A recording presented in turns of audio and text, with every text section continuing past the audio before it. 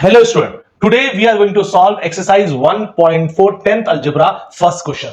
ये linear equation को solve करना है, ठीक है बच्चों, ये लीनियर इक्वेशन को सॉल्व करना है। लीनियर इक्वेशन को हम लोग ने एक्सरसाइज 1.1 में हम लोग ने सॉल्व कर चुके हैं, लेकिन ये लीनियर इक्वेशन को सॉल्व करते हुए हमें ध्यान रखना है कि ये कुछ अपॉन में दिया हुआ है और ये हमें समझ में नहीं आता। बच्चों बहुत इजी वे में मैं आपको समझाने की कोशिश करूंगा, अगर आप समझ गए तो बहुत आसान हो जाएगा आपके लिए। देखिए बच्चों, अगर आप देखेंगे तो यहां पे लिखा है 2 upon x minus 3 upon y. तो सबसे पहले क्या लिखेंगे, ये हमारी इक्वेशन है 2 upon x minus 3 upon y is equal to 15। ये मेरी इक्वेशन नंबर 1 है। और मेरी इक्वेशन नंबर 2 क्या है बच्चों, 8 upon x plus 5 upon y is equal to 77। ये इक्वेशन नंबर 2 है। हम क्या करेंगे, हम लिखेंगे लेट करेंगे, लिखना है let 1 upon x is equal to a and 1 upon y is equal to b।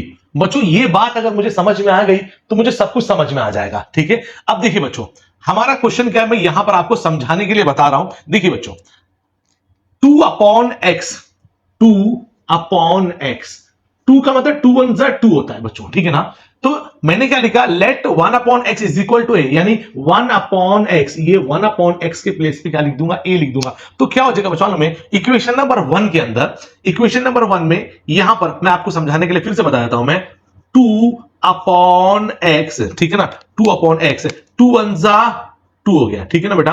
अभी मैं क्या करूंगा, 1 upon x is equal to a होता है, तो 1 अपॉन एक्स, इस 1 अपॉन एक्स के प्लेस पे क्या लिख दिया मैंने, ए। तो क्या हो जाएगा 2a, ठीक है, 2 अपॉन एक्स, 2 अपॉन एक्स का 2 अपॉन एक्स माइनस, अब यहां पर आया माइनस 3 1 3 अपॉन वाई। अब बच्चों यहां पर 3 अपॉन 1 अपॉन वाई, ये 1 अपॉन वाई के प्लेस पर मैं 1 अपॉन वाई के प्लेस पे क्या लिखूंगा, b लिखूंगा। तो बच्चों यहां पे 3 का 3 रहेगा, 3 का 3 रहेगा, और यहां पे 3b इज इक्वल टू 15। ये मेरी नई इक्वेशन बन गई, इक्वेशन नंबर 3 हो गया। बच्चों आपको समझ में आ गया होगा, इसी एतबार से यहां पर भी आ जाएगा बच्चों 8a plus 5b is equal to 77। ये इक्वेशन नंबर मेरी क्या हो गया बच्चों, 4 हो गया। अब बच्चों ध्यान दीजिए, ये प्लस माइनस दिया हुआ ये कैंसिल हो जाएगा, लेकिन अगर देखा जाएगा यहां पे 3 है, यहां पर 5 है, दोनों को 3 5 15 होता है। तो मैं क्या करूंगा, लिखूंगा मैं equation 3 multiply by 5 and equation 4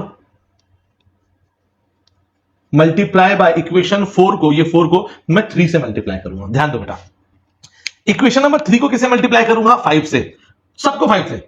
5 2 10a minus 5 3 15b बराबर सबको 5 से। 2 को भी 5 से मल्टीप्लाई किया तो 10 आ गया, 3 को भी 5 से मल्टीप्लाई किया, 15 को भी 5 से मल्टीप्लाई करूंगा, 15 5 होता है 75। ये इक्वेशन नंबर मेरी 5 हो गई, ठीक है बच्चों।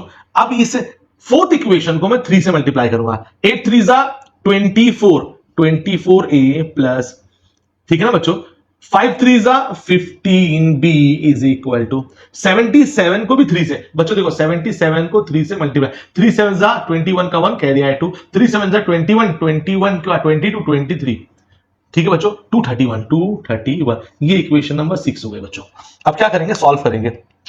सॉल्व करते हुए जरा ध्यान देंगे बच्चों, प्लस है, प्लस ही करना है, 10a और 24a को प्लस करूंगा तो आ जाएगा 34a, प्लस माइनस कैंसिल हो गया, दोनों को सॉल्व किया। अब यहां पे बच्चों आप देख लीजिए 231 में प्लस करूंगा 75 को प्लस करूंगा, 5 + 1 6, 7 + 3 10 का 0 कैरी आया 1, 2 + 1 306 आ गया, ठीक है ना बच्चों।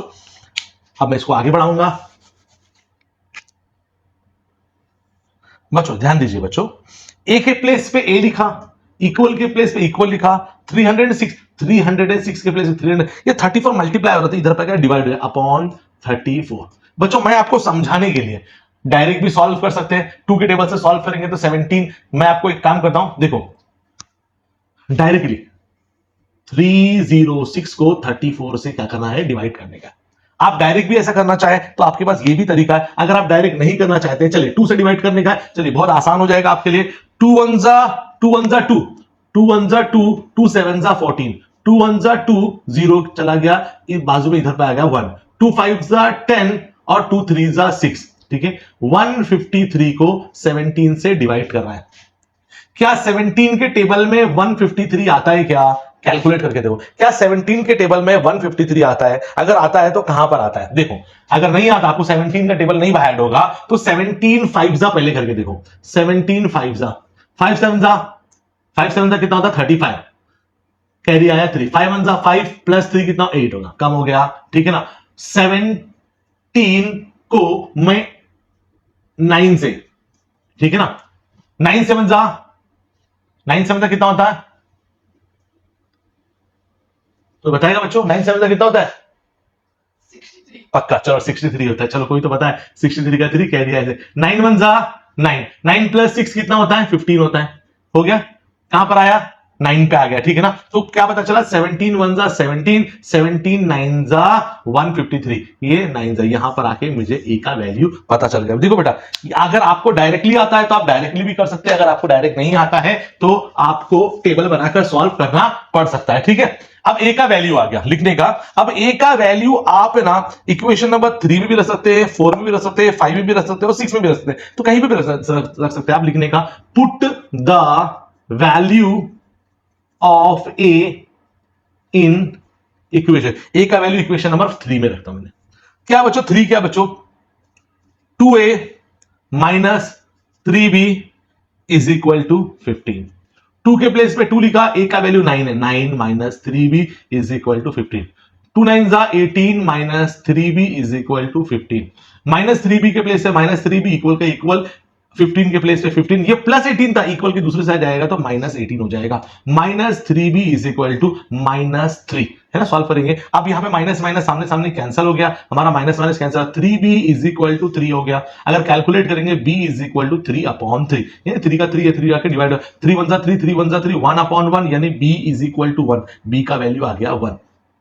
b का वैल्यू 1 आ गया, हम लोग क्या लिखने का? मैं रीसब्स्टिट्यूटिंग द वैल्यू, क्या लिखने का? रीसब्स्टिट्यूटिंग the value, रीसब्स्टिट्यूटिंग the value, value को वापस से रीसब्स्टिट्यूट कर रहे हैं। सर वैल्यू क्या? 1 upon x is equal to a था, 1 upon x is equal to a था, तो 1 अपॉन एक्स के प्लेस पे 1 upon x is equal to, sir a का वैल्यू तो 9 आया था तो 9 लिखे, इसके नीचे कुछ भी नहीं, इसका मतलब 1 है। क्रॉस मल्टीप्लाई करूंगा बच्चों, ठीक है ना, क्रॉस मल्टीप्लाई करूंगा, 1 1 जा 1 होता है, 1 या तो 9 को x है, 9x is equal to 1, x के प्लेस पे x लिखा, इक्वल का इक्वल, 1 के प्लेस पे 1 लिखा, ये 9 यहां पे मल्टीप्लाई, तो यहां पर आके क्या हो जाएगा? डिवाइड अपॉन 9, ये मेरा एक्चुअल में x का वैल्यू आ गया। उसी तरीके से 1 upon y is equal to b था, तो 1 अपॉन y के प्लेस पे 1 अपॉन y लिखा, b का मतलब 1 है, b का मतलब 1 अपॉन 1, ठीक है ना। क्रॉस मल्टीप्लाई करूंगा, y 1 जा y इज इक्वल टू 1 1 जा 1, ये मेरा आंसर आ गया x और y का। आप लिखना चाहें तो ऐसे छोड़ सकते हैं, लेकिन आप लिखेंगे ऐसा, x y is equal to x का वैल्यू 1 अपॉन 9, y का वैल्यू है 1, this is your final answer. ठीक है बच्चों, इसको स्क्रीनशॉट ले लीजिए।